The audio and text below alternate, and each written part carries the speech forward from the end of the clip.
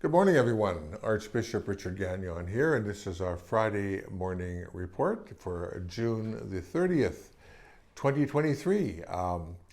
This will be our last report before the summertime, and so welcome. Thank you for joining us today. June is the month of saints and martyrs. There's many beautiful celebrations during June in the church year calendar, and particularly the stories of martyrs. Today, June the 30th, is the feast day of the first martyrs of the Holy Roman Church, or the Roman martyrs. And it's a reminder to us that the church, our faith, began under great difficulties and stresses and persecution. And of course, nothing has really changed, because over the last 20 centuries, different parts of the world, there have been difficulties for believers, for sure. And we remember that famous statement by one of the fathers of the early church, the church grows through the blood of martyrs. The seeds of the church is the blood of martyrs. And martyrs is a word that simply means to witness. You witness to the point of your life if need be. So important is our faith in Jesus Christ, and he showed the way that we are to walk in terms of believing and following the truth. And so Pope Francis recently, in one of the Wednesday audiences this past week, as a matter of fact, he spoke on what I would call, he didn't use these terms, but I would call soft persecution. A soft persecution that exists today in many parts of the world, many parts of the Western world, actually. And he says not to be afraid of suffering, criticism, economic loss, and persecution for being faithful to what Christ teaches. Now, I must tell you that as I move around the Archdiocese, I meet many people. I meet parents. I meet people who sit down with me or come to me personally, and I can tell just by the way they speak that they want to say something more than just niceties. And often it comes to the point where they mention their disappointment with many things that are going on in society, in the current trends in society, in public schools, and so on, and they don't feel that they are able to say anything. They feel afraid of standing out, or suffering some kind of discrimination or ostracism from the powers that be. This is kind of like an elephant in the room that many people experience today. And I often say to myself, something obviously is wrong, because many people detect that the freedom of expression and freedom of conscience is not there. It's slipping away. And I think as Christians, we need above all to work to protect the freedom of speech, the freedom of religion, the freedom of conscience. Freedom of faith, freedom of religion doesn't mean the freedom to pray in your church. Freedom of religion, freedom of faith means the right to practice one's faith openly in society and not to be afraid of oppression or persecution. And so there was a word that was used in the 1930s in Germany with the rise of the Nazi Party and the rise of discrimination against the Jews and so on and so forth, and other minorities at that time. And the word was a very mundane word. The word was coordination. People learned to coordinate themselves so that they would appear to be agreeing with the system, but in fact were very personally troubled. And Pope Francis is referring to those kind of things, that we must have the courage to live our Christian lives openly and know that the Lord is with us. And as St. John Paul II once said when he was in Kenya, and this is reported by Henry Kissinger, who was the Secretary of State in the United States when Pope John Paul II was speaking about abortion and contraception. The Pope said, Kissinger said to the Pope, Your Holiness, maybe it's best not to speak so openly about these things because it's causing social unrest.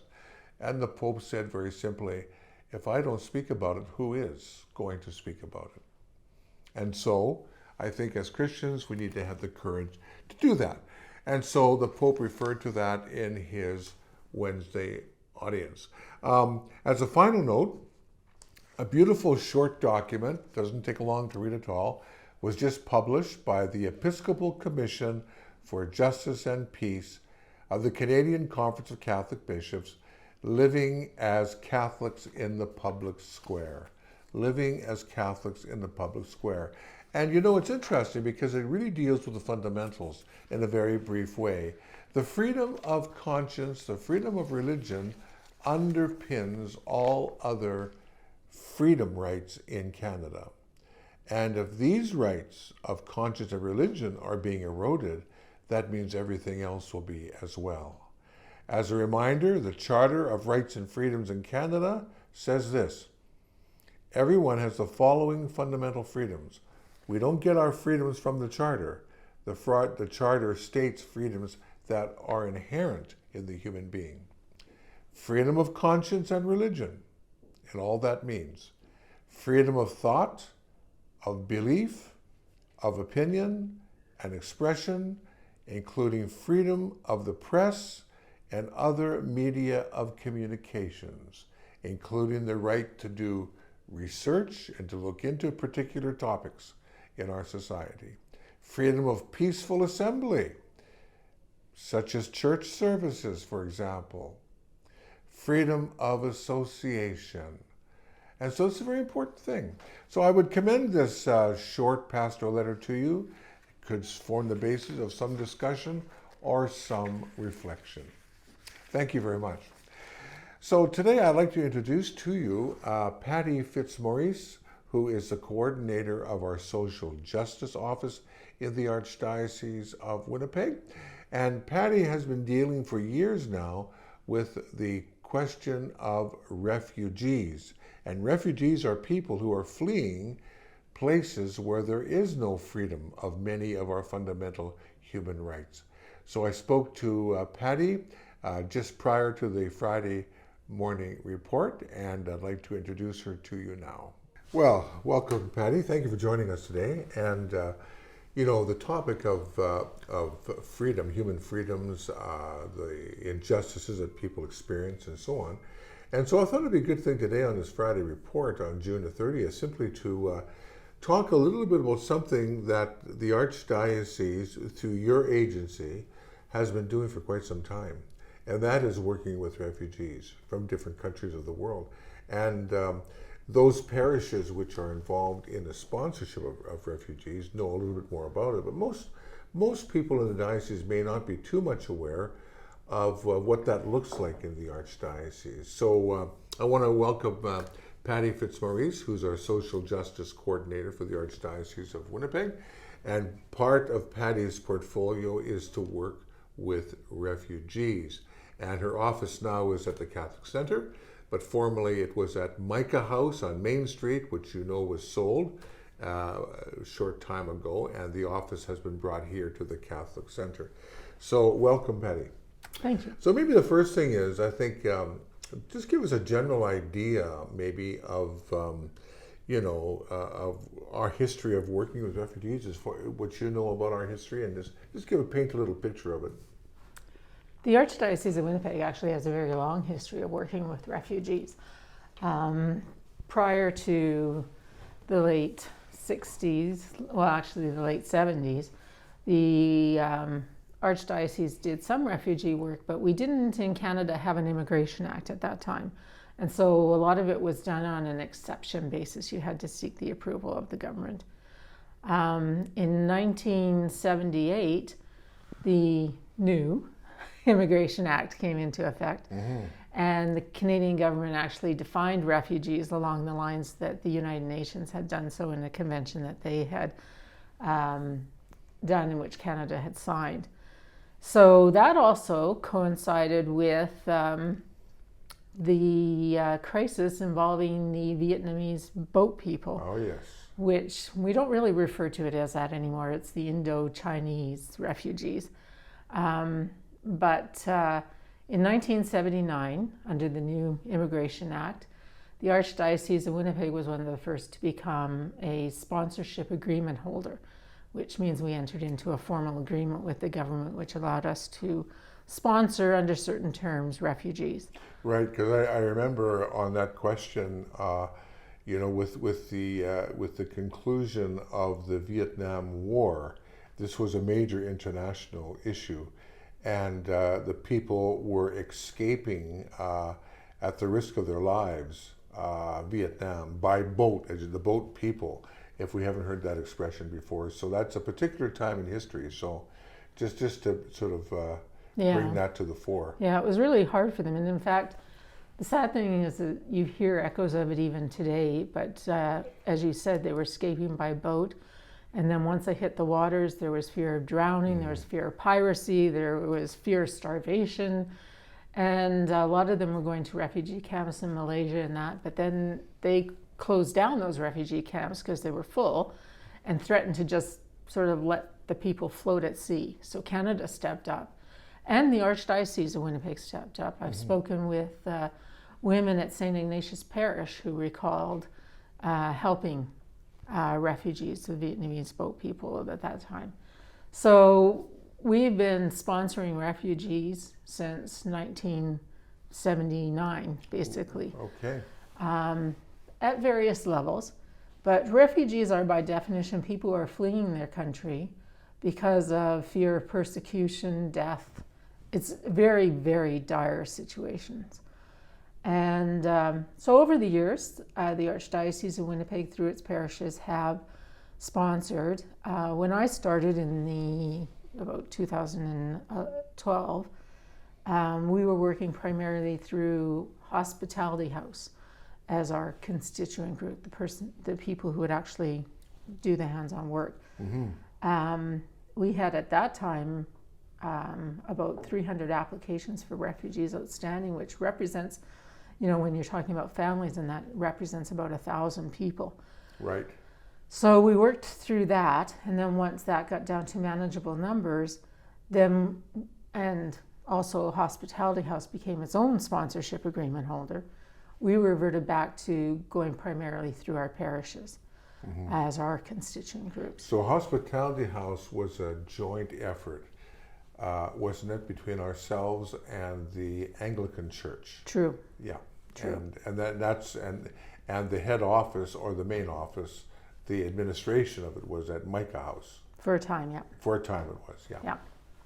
Yeah. So now we work through our parishes, and things were a little quiet during the pandemic, but slowly they're building up. So we have parishes like St. Ignatius has been a constant pretty much through the time. We've had St. Paul the Apostle and St. John Brebeuf sponsored a family. We've had St. Paul's College sponsor a family. Holy Rosary has helped sponsor a family. St. Vitus and Dauphin sponsored a family. St. Augustine in Brandon has sponsored a few. And then there's some more stepping up. Sacré-Cœur is considering sponsoring a family in the initial stages. And Sacré-Cœur is the small French language parish in the Archdiocese, located down off of the Osborne area. Right. Near Our Lady of Victory Parish, yeah. Yeah. So basically the need is great. There are lots of refugees. I think at last count there were over, 20 million, maybe closer to 30 million refugees. Around the world. Around the world. And so Canada has been stepping up and doing what they can. And over the years, since 1979 and on, it's been largely the faith-based organizations, such as the Catholic Church has done that. ORAT in Toronto is a huge sponsor, and they're a Catholic organization from the Archdiocese of Toronto. And slowly over the last few years, it's become more ethnic-based. There's, like an Afghan women's center that sponsors, and an Eritrean group that sponsors, different ones have come on board. So then in total, there's about 165 sponsor agreement holders in Canada at the parishes. Yeah, and I would imagine the Christian churches and communities are very prominent in the bringing in of refugees through various means in Canada. Actually, Yes. internationally, all over the world, Yes. basically. Currently, we started off talking about the beginning of the refugee sponsorship in the Archdiocese of Winnipeg vis-a-vis the Vietnamese boat people. But now, where are refugees coming from now? Well, we had an influx with the Syrian crisis when the Syrian civil Right. war happened. Exactly. Yeah. So we had Syrian families, again, St. Ignatius, St. Viator's, St. Augustine, all over. There were, mostly ours seem to come from Africa, from the Congo, from South Africa, from, Sudan, those types of places. A lot of them have moved, that lived in Africa, to Lebanon, to Israel, to Turkey, and it's getting them out of that. Mm-hmm. And then most of them have gone into refugee camps. Refugee camps are not really havens of safety. They're places where nothing much happens. Children don't get an education on the large part. They're sort of fending for themselves. There's still piracy. There's, I've heard reports of human organ trafficking. Trafficking human organs. Mm-hmm. Yeah. So it's a very still dire situation, and plus basically the people who are in refugee camps are just in limbo. They can't work, they can't do anything. Mm-hmm. So they want out. They want Right. the human dignity that comes from a better life, and in Canada. The latest crisis is the Afghan crisis. Right. Out of Afghan. Presently we're waiting for 2 families to come from Afghanistan under the government's priority phasing. Mm-hmm. But it's taking some time, and we thought they were going to come actually a couple days ago, but their flight was canceled because the Pakistan government refused to give them an exit permit. So now we're back and waiting, and the International Organization of Migration is negotiating with the Pakistan government to get that exit permit. Right. So, we try to help Christian refugees, but we don't confine ourselves only to Christians, obviously. There's an array of different families that are being helped. You made reference to refugee camps, the hardships in refugee camps. Families are also split. True. Families are not united. Part of a family may be in a refugee camp. Tens of millions of people around the world are refugees. When we hear about the boats crossing the Mediterranean, like the tragedy on the way to Greece recently with all those people drowned, many of those people, in fact, are refugees.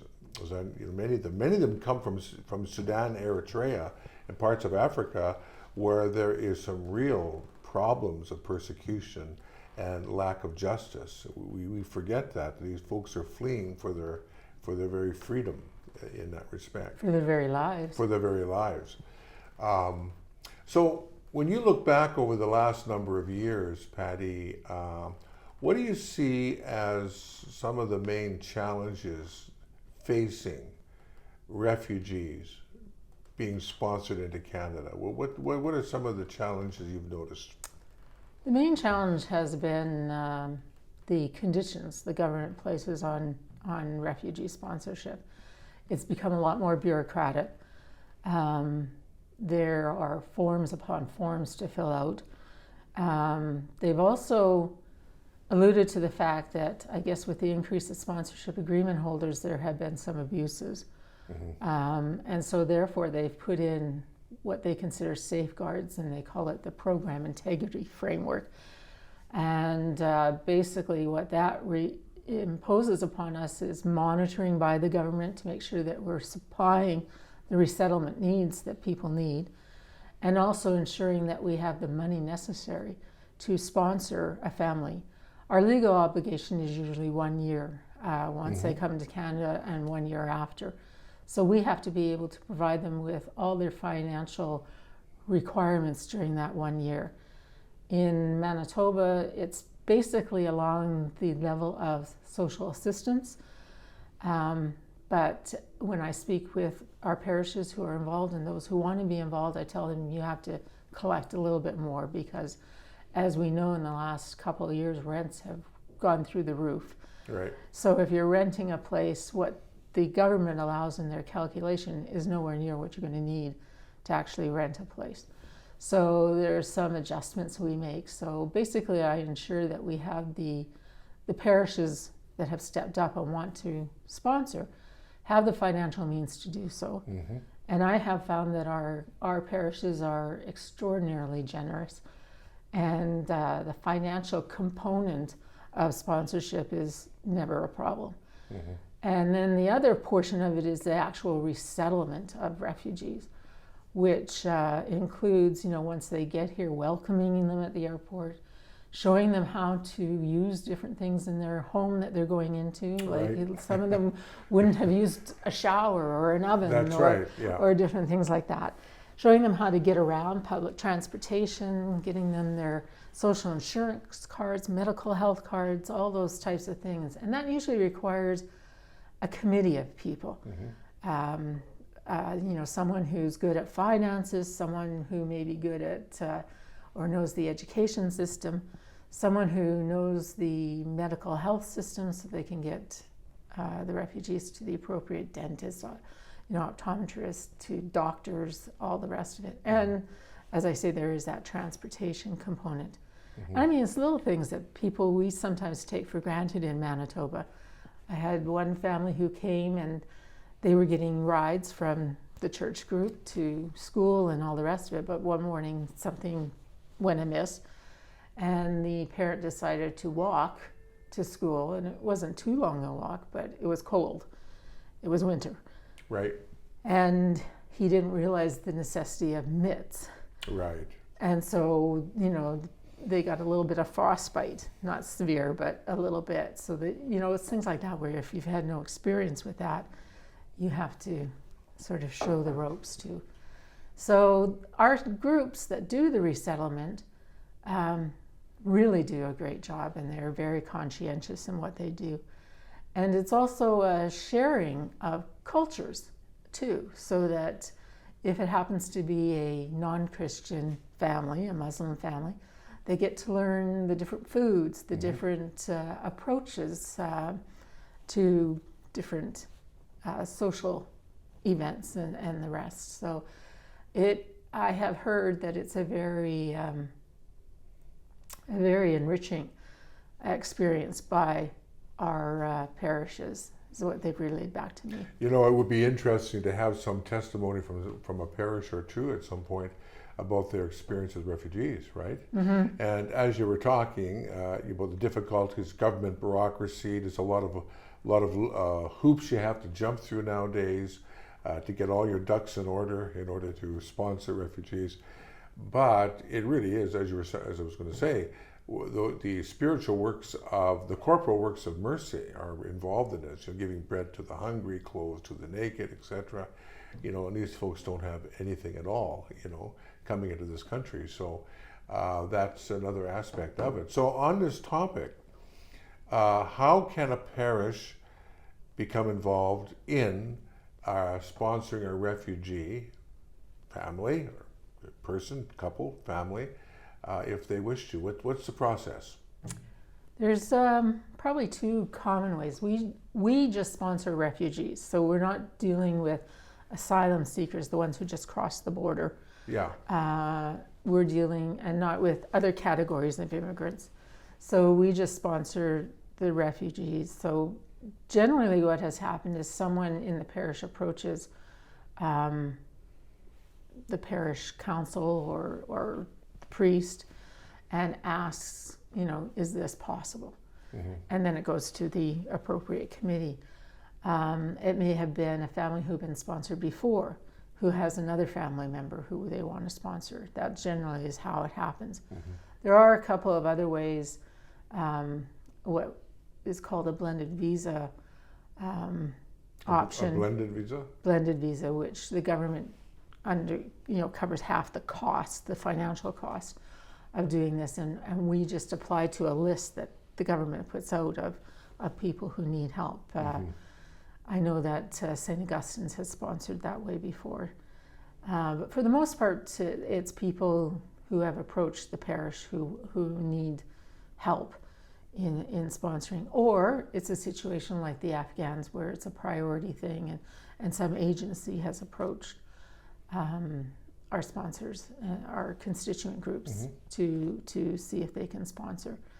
So it's that way. I get dozens of communications asking for sponsorship a day. But generally our capacity isn't such that we're not set up that way. It's a request that comes from the parishes. And then once the parishes tell me that they have someone and that they want to sponsor them, we sit down, we talk about what the needs of that refugee may be and whether or not they have the capacity in which to help that refugee. And I set out the financial requirements, and then the parish puts that money in trust. And then we have, the parish sets up a committee, as I said before, people who are willing to be hands-on with the resettlement for those two things. And then we have a contact, because I have to now, under the new government rules, ask for reports on how things are going about every 3 months. Right. To make sure that the resettlement process is being undertaken. So, yeah, and so any further inquiries about sponsoring refugees, parishes can make those inquiries themselves. Patty's got lots of information about that. And once again, I think it's important to make a distinction between a refugee and asylum seekers and immigrants of one kind or another. So when we talk about refugees, we're talking about a particular category of people. Can you just repeat, you said at the beginning, what a refugee is? A refugee is someone who has left their country.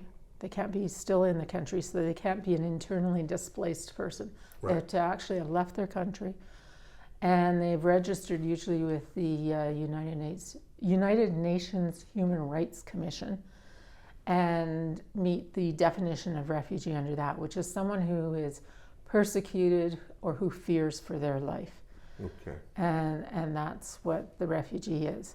Now, some asylum seekers are ones who have left their countries because of that too, but they're not registered with the United Nations, and they haven't gone through the usual channels for refugee sponsorship, because once the government receives an application from us, they send it to the visa office closest to where the refugee is living, and then the refugee undergoes an interview and then undergoes a medical examination and then undergoes security checks before being approved to come to Canada. So that's the usual process for refugees. Yeah, because in the news we hear a lot about people crossing borders and movements of peoples, and so we're dealing with refugees, which are the most dire cases of people in need. So, having said that, the last little question I would pose to you would be this: why would we help refugees? Why? And you get that question a lot, because people look at it and they say, well, it's security reasons. These people come from, troubled areas and troubled paths. And then, there's a housing crisis in Canada and all the rest of it. Yeah. And we certainly have people in Canada who need help too, but that shouldn't preclude us from helping refugees. And so for that, I would just sort of refer to Pope Francis, who gave out a statement for the 109th World Day of Migrants and Refugees, which is on September 24th, 2023. And he says, and I just quote him here, "For I was hungry and you gave me food. I was thirsty and you gave me something to drink. I was a stranger and you welcomed me. I was naked and you gave me clothing. I was sick and you took care of me. I was in prison and you visited me. That's from Matthew 25. These words are a constant admonition to see in the migrant not simply a brother or sister in difficulty, but Christ himself who knocks at our door. Consequently, even as we work to ensure that in every case migration is the fruit of a free decision, we are called to show maximum respect for the dignity of each migrant. This entails accompanying and managing waves of migration as best we can, constructing bridges and not walls, expanding channels for a safe and regular migration. In whatever place we decide to build our future, in the country of our birth or elsewhere, the important thing is that there always be a community ready to welcome, protect, promote, and integrate everyone without distinctions and without excluding anyone. And just to wrap it up, the synodal path that we have undertaken as a church leads us to see in those who are most vulnerable, among whom are many migrants and refugees, special companions on our way to be loved and cared for as brothers and sisters. Only by walking together will we be able to go far and reach the common goal of our journey.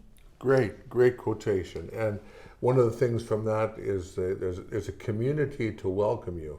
And I think that's one of the advantages of having this discernment process that we embark upon in the Archdiocese to help a parish community discern whether or not they have the capacity to do this and to move forward with sponsoring people who are in desperate situations. So that's true. Great.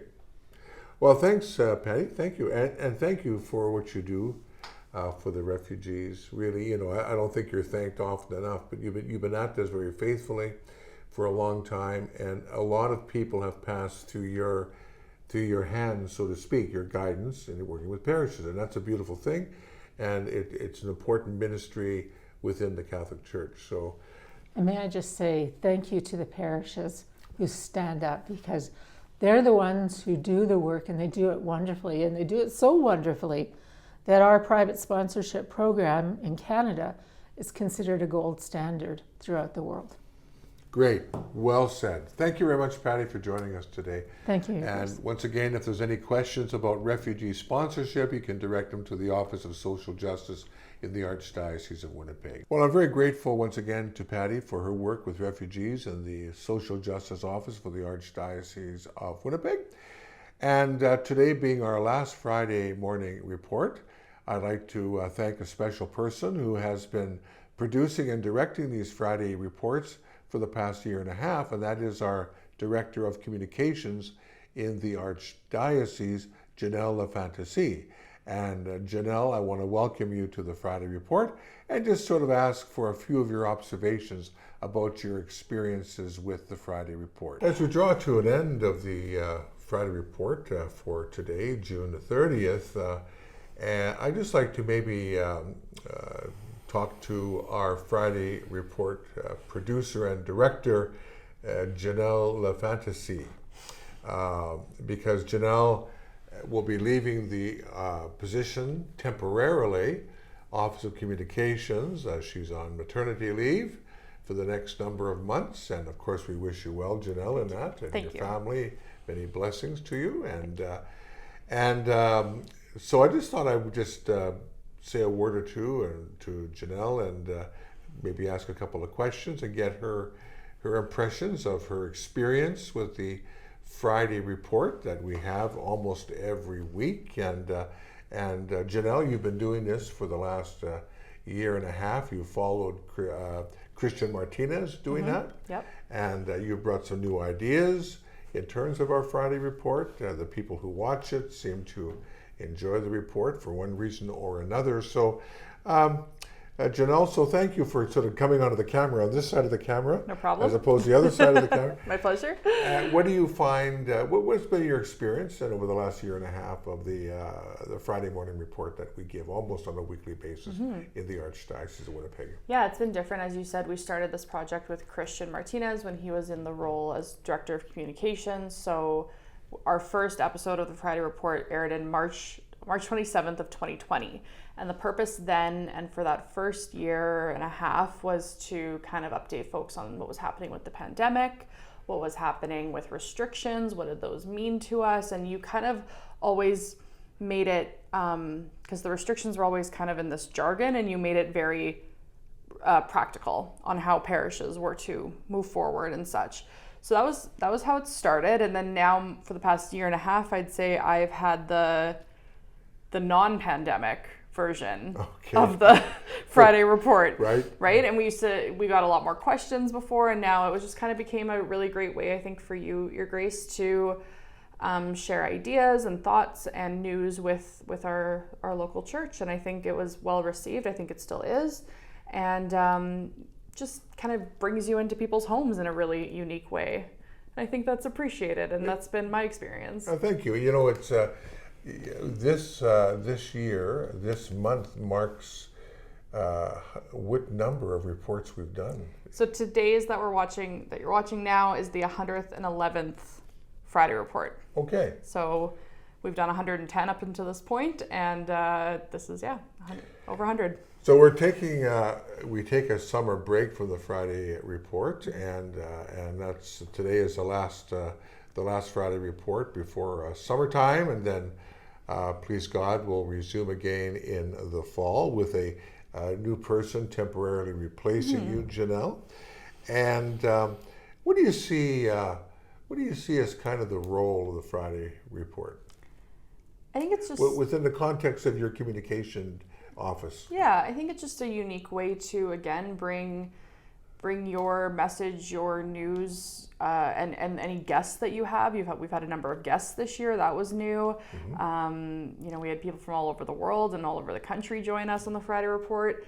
And so I think it just gives a really unique way to share like a different viewpoint of communication. A lot of what we do is emails or words or letters and things like that, and this is just more interactive and more engaging in a lot of ways. It's similar that other dioceses do maybe like a podcast or something similar. I think this offers that same flavor. Great. Mm-hmm. Well, I want to thank you, Janelle, on behalf of the Archdiocese of Winnipeg for the good work you've done here at the Office of Communications. Thank you. And today we're talking about the Friday report, so I include that as well.